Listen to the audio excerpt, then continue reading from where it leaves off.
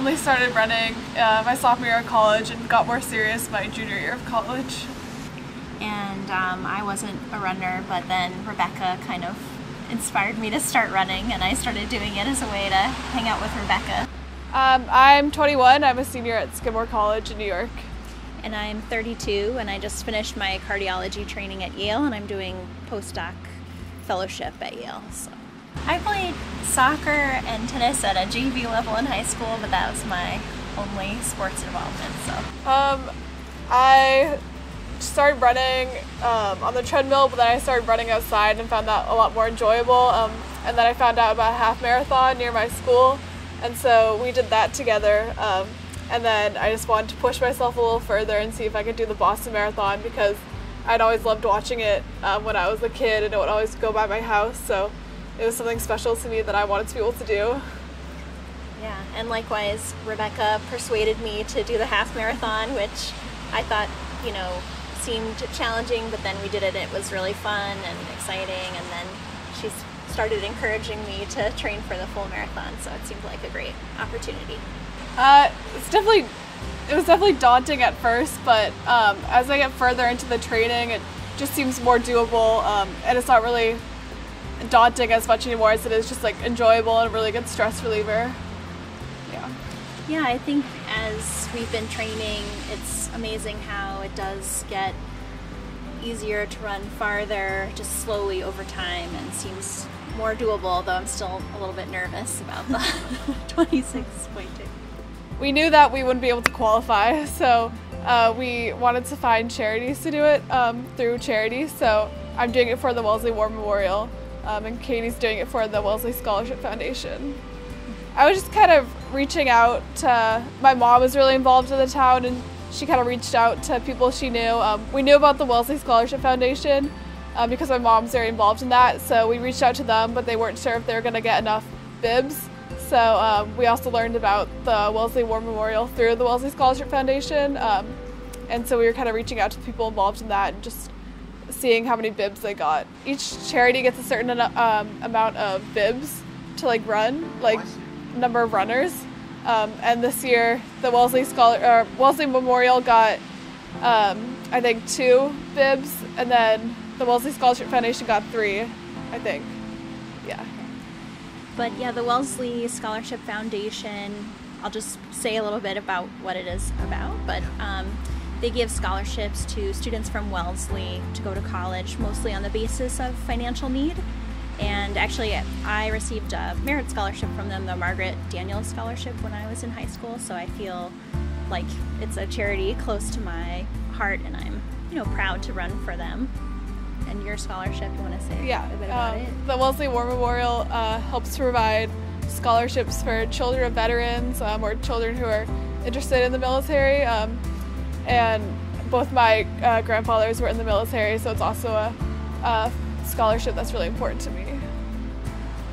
We were training for the half marathon, and I think ever since that we just kind of kept going. So first we started with 13 miles once a week, and continue to run base mileage of 5 miles a day throughout the week, and then every week we kind of up the mileage a little bit more, so some weeks it's 15 to 17 to 18, and then we're planning to do the last long run on March 23rd, where we run 21 miles.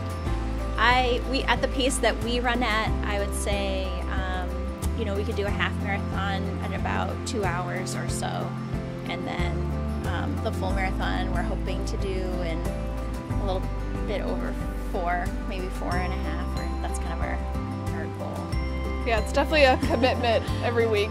You set aside about on your long run day, it's about 3 or 4 hours, or anywhere from 2 to 4 hours really of training for once a week.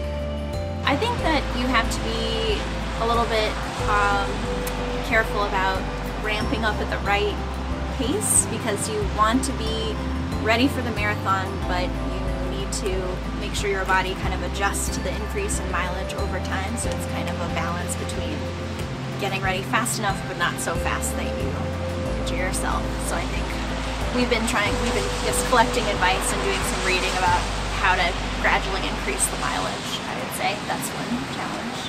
Yeah, I also think I've just really underestimated the role the weather plays in training and how difficult it can be to be training for the Boston Marathon during like the large portion of training is during the winter months. So that was another factor I didn't really consider, but which has been a bit of a challenge. Yeah, it's hard to train for the Boston Marathon in Boston.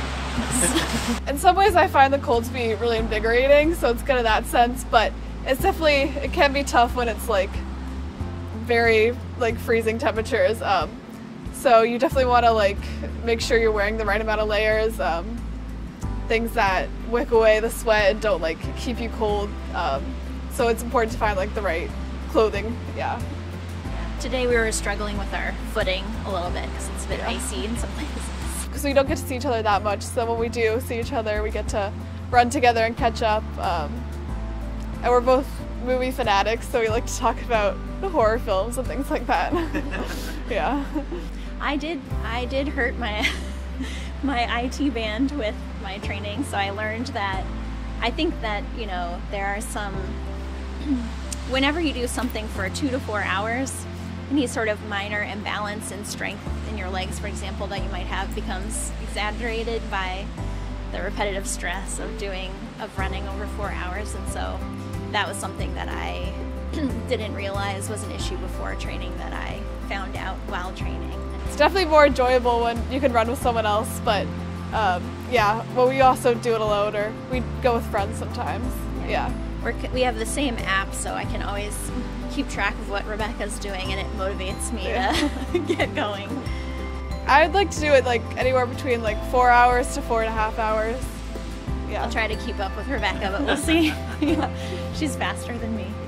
10 years younger, so I think she's a little bit of an edge, but that's all right.